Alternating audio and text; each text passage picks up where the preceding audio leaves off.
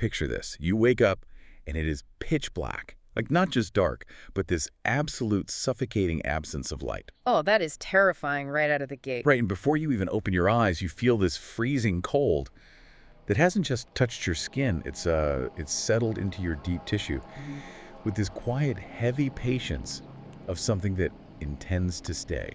Wow. Yeah, like it's been waiting for you. Exactly. And you take a breath, and the smell hits you. Ozone, bleach, manufactured sterility layered over something faintly mineral, like the inside of a sealed drain. Just incredibly visceral details. And then you try to move your arms, and you realize, with this sudden sinking dread, that you are strapped to a metal chair. Which is such a brilliant way to pull you into a narrative. I mean, you are immediately trapped in that chair right alongside the protagonist, feeling that exact same sensory overload. Welcome to the Deep Dive. Today we have a truly fascinating stack of sources in front of us. We're looking at the draft notes and manuscript chapters for a sci-fi horror thriller that's currently in development. And it is a wild ride. It really is. And our mission today is to deconstruct how this story takes a very standard trope, the interrogation room, and turns it completely inside out. Yeah, it completely subverts your expectations of what an interrogation even is. Right. We are exploring deep themes of memory, identity, and the utterly terrifying concept of an enemy that doesn't just want to kill you. It wants to learn how to be you. And it does so with this methodical, almost geological patience. Like, it's so unsettling. So let's get into it. The manuscript centers on a character named Hamza Lorizan. He is a field agent for the SCB, which is the Safety Commission Bureau. Right, and he wakes up in this freezing, acoustically dampened room. And what's brilliant is how he immediately relies on his elite training to survive. He doesn't just panic. Yeah, he catalogs the environment before he even opens his eyes. He notes the temperature is below 12 degrees Celsius because when he finally exhales, his breath mists in the air. He's trying to impose human order on a totally chaotic situation. Like, he's a creature of bureaucracy and protocol, and he uses that to keep the panic at bay. Right, it's his armor. And then a screen flickers on. Two interrogators appear, a man and a woman. They're wearing pristine SCB uniforms. They look exactly like his colleagues. But immediately, the story starts building this incredible sense of wrongness, just a subtle... Uncanny Valley kind of feeling. Exactly. Because they don't interrogate him in any normal cinematic sense. They aren't asking for launch codes or safe house locations. They just look at him and repeat, "Test number 31, please state your name and current operational designation." Over and over. And this is where we need to look at the how and why of their methods. The author uses dialogue here not to communicate, but to disorient. Yeah, when Hamza finally pushes back and asks questions trying to figure out how long he's been unconscious, the woman on the screen doesn't even answer. No, she responds with a secondary prompt.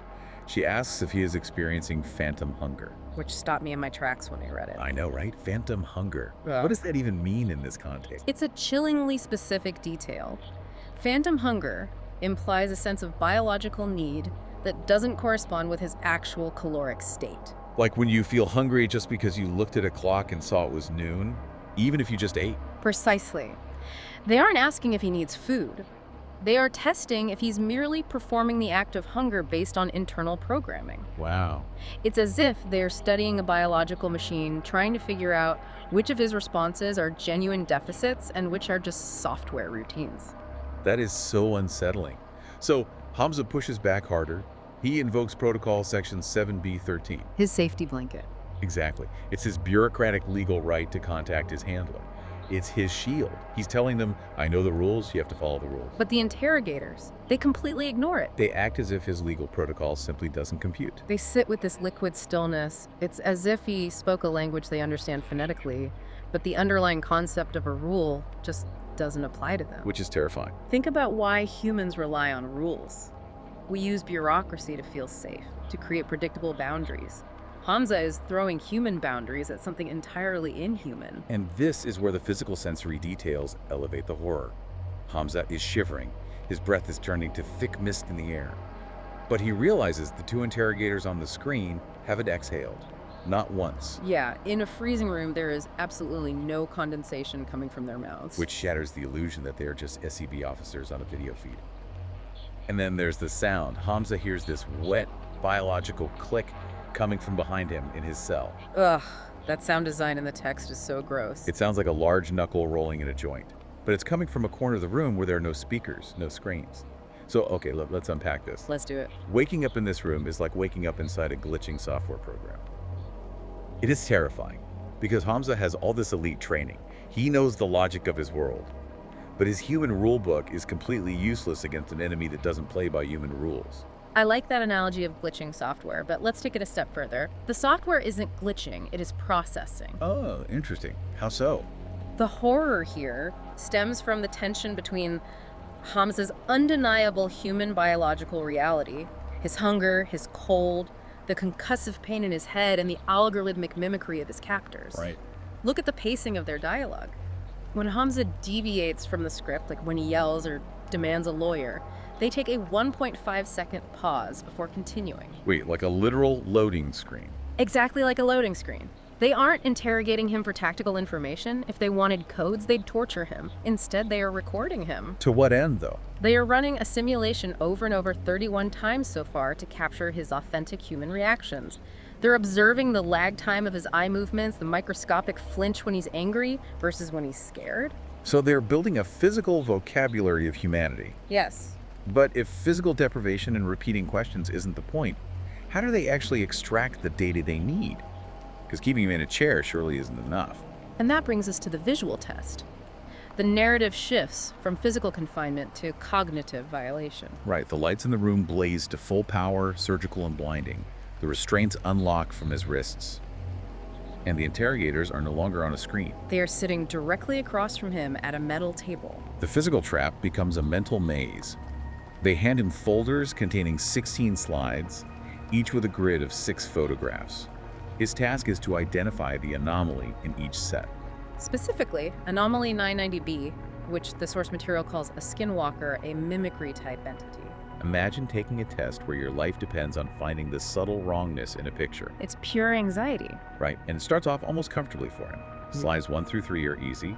Obvious monsters with joints bending backward or faces stretched too far. Hamza spots them immediately. He's a trained agent, so he knows what to look for. Exactly. Then slides 4 through 6 get harder. Pictures of crowds and corridors. And I love the detail where he identifies the anomaly because 2 people are standing perfectly parallel to each other to converse. Instead of actually angling their bodies toward one another. Right. That is a brilliant observation by the author. Why is human body language so hard for a skinwalker to learn? Because human interaction involves thousands of micro-adjustments. Like shifting weight, eye contact tracking, angling the shoulders. Yeah, a skinwalker just sees 2 vertical cylinders exchanging audio. It's the geometry of a conversation without the reality of it. It makes you hyper-aware of your own body just reading it. And this creates a false sense of security for Hamza. He feels like he's proving his expertise. But then we hit slide 7. Slide 7. It's a photo of human hands resting on a table. Everything looks entirely normal until Hamza counts the joints on the right ring finger. There are 3 knuckles instead of 2. He literally presses his own hand against the metal table to compare. Oh! I mean, look at your own hand right now while you listen to this. You have 2 knuckles on that finger. Hamza has 2. He passes the test, but his psychological ground is starting to give way. He's doubting his own reality. And then we reach the absolute masterstroke of the manuscript. Slide 8. It's a grid of photos. 5 of them are normal SCD corridors, and 1 photo is of an owl. Just a standard owl. Yes, and Hamza's reaction is visceral. He breaks out in a cold sweat, his throat closes up, he pushes back against his chair in pure, unadulterated terror. He calls it a Class 5 reality distorter. Right, a forward-facing predatory morphology. He is looking at a standard everyday bird, and he reacts as if he is staring at an eldritch nightmare. So here's where it gets really interesting. Oh, this part blew my mind. Is a test just to see if his memory has been tampered with? Like, if he doesn't recognize the owl, he must be human. You would think so, but no. It's far more insidious than that. This isn't a test to see if Hamza is human, it is a reverse CAPTCH. A reverse CAPTCHA? You mean like when websites ask you to click all the squares of the traffic light to prove you're not a robot? Exactly, but inverted. Yeah. The monsters are using Hamza as an answer key to grade their own disguise. That is so twisted. To understand why an owl is terrifying, we have to look at the world building. The manuscript introduces a historical event called the Great Erasure, or Year Zero. Right, where humanity intentionally altered its own memory. Yeah, at some point in the distant past, humanity faced a threat so total, so tied to the natural world, that they intentionally amputated the memory of natural fauna from their collective consciousness. They genetically and culturally erased animals from the human mind just to survive. That is staggering. How traumatizing must an event be for an entire species to intentionally wipe out the memory of an entire biological kingdom? Exactly. So to a modern human nervous system like Hamza's, an owl isn't an animal, it's a monster. Its forward-facing eyes, its silent feathers, its razor-sharp beak, it triggers a primal, buried threat response. The author turns a completely normal bird into the most terrifying monster in the story, just by changing the context of the human mind viewing it. So the entities running this interrogation, they predate the Great Erasure. Yes, they are ancient. They remember what humanity deliberately forgot. And they are using that forgotten knowledge, the owl, as a scalpel. That's a couple. They are measuring the exact frequency of human terror. Yeah. They don't just want to know what a human looks like, they need to know precisely how a human agent's nervous system responds to pre-erasure nature. Wow. They are using his terror as a calibration tool so they can walk through the human world entirely undetected. And every time he answers correctly, every time his heart rate spikes at the right image, he hears that wet, biological click from the dark corners of the room. It's not a machine chiming, it's an entity in the dark confirming the data point, learning, adjusting. And it culminates in slide 12, which is a photo of a skinwalker that perfectly matches the unnatural, performed stillness of the interrogators sitting right in front of him. He marks it as an anomaly. He notes the center of gravity is wrong. He identifies that it's the difference between a person who is resting and a person who is managing a performance of resting. He knows he's right, but the circuit in his brain refuses to fully close. Because if he admits the people across the table are skinwalkers, he has to admit he is completely at their mercy. And the final slide, slide 16, removes any remaining doubt. It's a photo of Hamza himself, unconscious, strapped to the chair in that very room, taken just hours ago. He looks at his own hand in the photo. 2 knuckles, the test is over. They have extracted everything they need from his reactions, and this forces Hamza to confront his physical reality. He is part of the test key, and the test is complete. So his mind is breaking. What about his physical reality? The lights in the room plunge back into pitch blackness. Hamza is exhausted, half asleep, and suddenly he feels something cold press against his neck in the dark. Not just room temperature cold, but cold like a wet stone. A needle? He acts on pure reflex, grabs the wrist holding the syringe, and squeezes with everything he has. And the wrist shifts. The joint just rotates past its design range without any complaint. Like the anatomy inside is just redistributing itself like clay to accommodate his grip. It's a horrific tactile detail. When the lights flicker back on, the interrogators are sitting there across the table, immaculate, as if nothing happened. But Hamza finally realizes why they were drugging him. Right.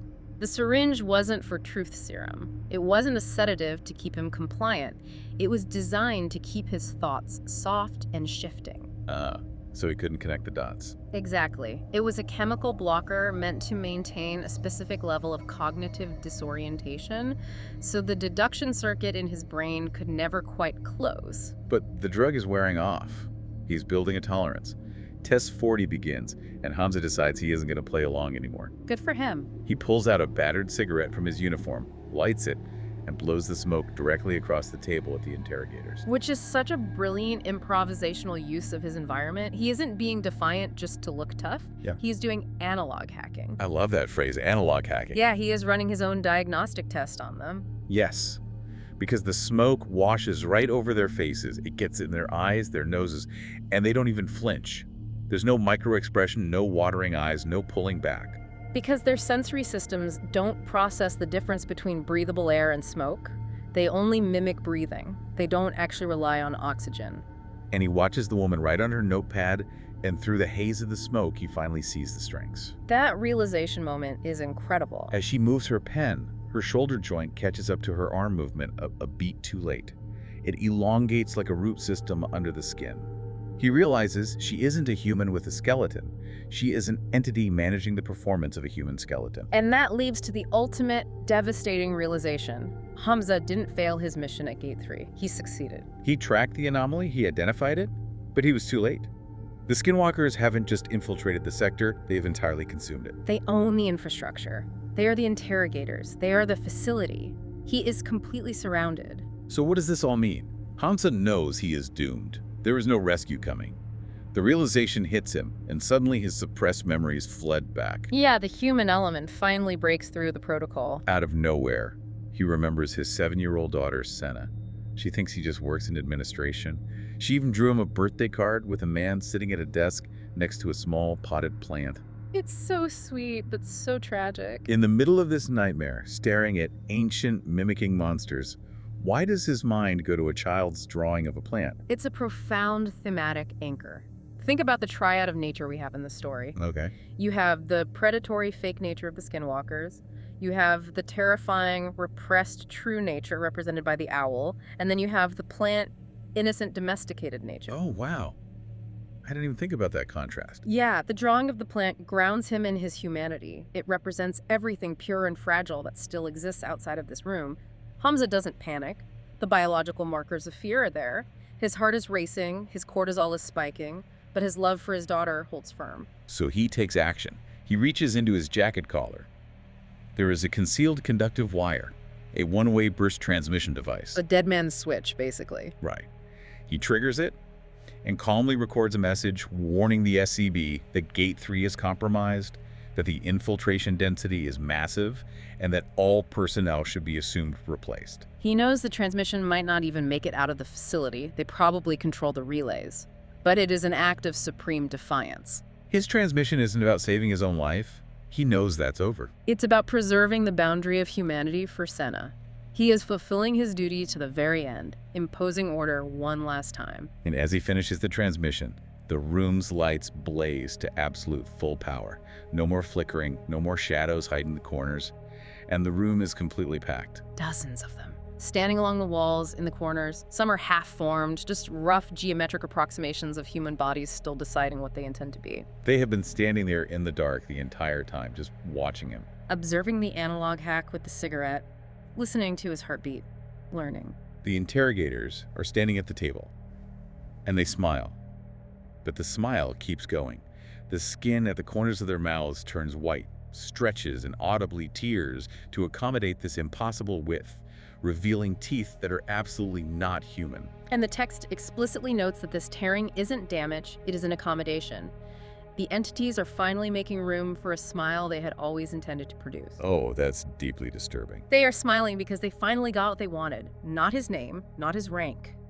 They wanted to see the precise facial expressions of a human being in the exact moment of total horrific comprehension.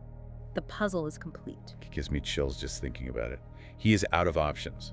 So he flicks his lighter one last time. It casts this tiny, fragile amber glow against the monsters closing in. Yeah. And then he lets it go out. The room plunges into absolute blackness. It forces you, as the reader and the listener, to think about the invisible systems we rely on. How much of our own behavior is just a curriculum we've been taught. Yeah, Hamza relied on his protocols. Section 7B13, his training, his bureaucratic identity. We all do this. We rely on the rules of traffic, the social contract of a polite conversation, the assumption that the person smiling at us is experiencing human joy. But when the world around you is fundamentally altered, those protocols are just words in the dark. Exactly. It makes you question everything. We rely on our internal rules to navigate our daily lives, to maintain our sanity. You assume the person standing next to you is playing the same biological game you are. But what happens when the entity across from you has perfectly memorized your rules just to use them as a trap? It is a terrifying thought. It really is. And I want to leave you with the final and perhaps most chilling image from the source text. Lay it on us. After the lighter goes out and Hamza is sitting in the absolute dark, waiting for the end, he hears a sound. It isn't the building settling. It isn't the hum of a machine. What is it?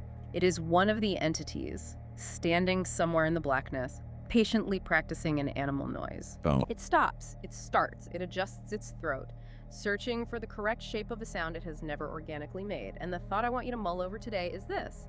If our monsters are this patient, if they are willing to stand in the dark for 100 years, just learning how to perfectly mimic a